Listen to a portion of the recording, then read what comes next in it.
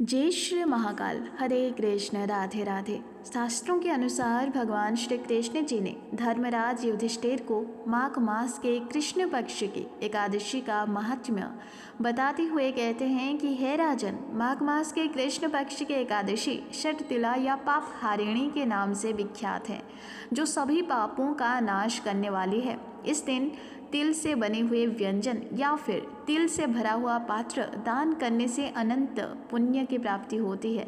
यहाँ तक कि पद्म पुराण में भी वर्णित है कि तिलों के बोने पर उनसे जितनी भी शाखाएं पैदा होती हैं, उतने हजार वर्षों तक दान करने वाला व्यक्ति स्वर्ग लोक में प्रतिष्ठित होता है। षट तिला एकादशी का व्रत करने से मनुष्य की आध्यात्मिक उन्नति तो होती ही है, बल्कि सभी प्रकार के पापों से उसे मुक्ति भी मिल जाती है। जितना पुण्य कन्यादान, हजारों वर्षों की तपस्या और स्वर्ण दान से मिलता है, उससे अधिक फल प्राणी को एकमात्र षट तिला एकादशी का व्रत करने मात्र से मिल जाता है। ये व्रत परिवार के विकास में सहायक होता है और मृत्यु के बाद भी व्यक्ति को विष्णु लोक की प्राप्ति होती है। माघ कृष्ण एकादशी के दिन तिलों के 6 प्रकार से उपयोग करने के कारण इस एकादशी का नाम षट तिला पड़ा है।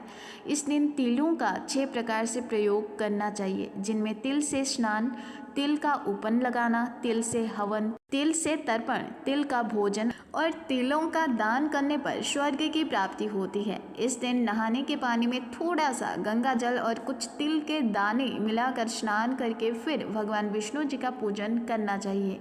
चलिए अब आपको बताते हैं हम इस बार षट तिला एकादशी का व्रत कब रखा जाएगा। दोस्तों, एकादशी और द्वादशी तिथि कब से कब तक रहेगी, ये भी बात करेंगे। और व्रत पारण का यानी कि व्रत खोलने का शुभ मुहूर्त कब से कब तक रहेगा इस बार, एकादशी तिथि प्रारंभ कब होगी और कब समाप्त होगी, इसके बारे में भी मैं आपको जानकारी आगे दूंगी। ठीक है, सबसे पहले तो आप ये जान लीजिए कि आखिर एकादशी तिथि प्रारंभ कब हो रही है। तो मैं आपको बता दूं, 24 जनवरी को शुक्रवार के शाम के 7:26 से एकादशी तिथि प्रारंभ हो जाएगी और एकादशी तिथि जो हमारी है वो समाप्त होगी कब, 25 जनवरी यानी कि अगले दिन शनिवार को रात को 8:31 पर।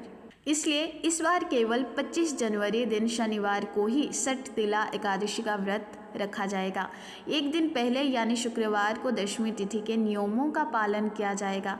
द्वादशी तिथि प्रारंभ होगी 25 जनवरी शनिवार की रात 8:32 से और द्वादशी का जो तिथि है वो समाप्त होगी कब, 26 जनवरी रविवार को रात 8:54 पर। 25 जनवरी शनिवार की अगर हम बात करें तो ब्रह्म मुहूर्त रहेगा सुबह 5:36 से लेकर 6:24 तक।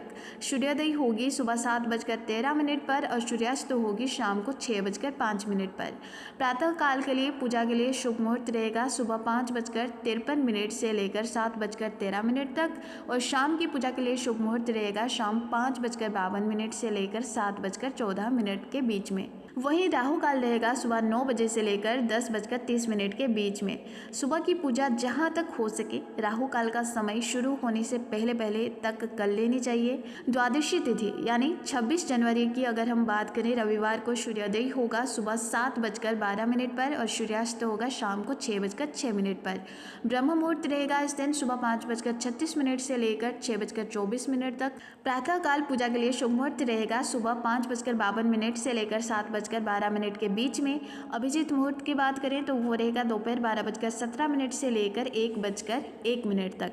राहु काल की अगर हम बात करें तो राहु काल रहेगा शाम 4:30 से लेकर शाम के 6 बजे के बीच में। वहीं हरिवासर की अगर हम बात करें तो हरिवासर जो है वो समाप्त होगा कब, 26 जनवरी 2025 रविवार के दिन सुबह 2 बजे तक, यानी कि शनिवार की मध्य रात्रि का यह समय रहेगा। तो आप रविवार को शुभ मुहूर्त में व्रत का पारण करेंगे और व्रत पारण का मुहूर्त रहेगा 26 जनवरी रविवार को सुबह 7:12 से लेकर सुबह के 9:05 के बीच में। एक चीज़ और, व्रत हमेशा शुभ मुहूर्त में ही खोलना चाहिए। किसी कारण से सुबह अगर आप व्रत ना भी खोल पाएँ तो ऐसे में आप दोपहर 1 बजे से 3 बजे के बीच में भी आप एकादशी का व्रत खोल सकते हैं। तो ये थी दोस्तों एकादशी की तिथि और शुभ मुहूर्त की जानकारी। अगर आपको वीडियो पसंद आई हो तो अपने दोस्तों के साथ शेयर और इस वीडियो को लाइक करके चैनल को सब्सक्राइब करके हमें सपोर्ट करना बिल्कुल भी मत भूलिएगा। और कॉमेंट में राधे राधे या फिर जय श्री कृष्ण कुछ भी आप कॉमेंट करके ज़रूर जाइएगा। जय श्री महाकाल।